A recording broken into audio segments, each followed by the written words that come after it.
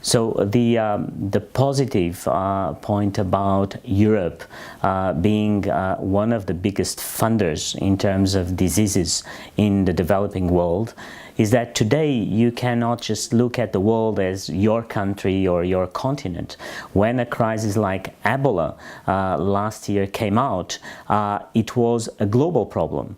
So imagine that we had invested before in a vaccine for Ebola in those countries. We had solved the problem and there would be no problem afterwards. So we have to invest in the developing world because all the world together is basically linked, and so you cannot say that you just invest in European diseases or Asian diseases or African diseases. I mean, the diseases don't have borders, they don't recognize borders, and that's why it's very strange that in the world of today you see so many populists talking about borders and closing borders. But in the world we live, I mean, talk about cybersecurity, climate change, health, they have no borders, and so you really have an obligation towards other people, towards the other countries, to behave in the right way. And our obligation is actually to help other countries to solve these problems, mainly in the developing world.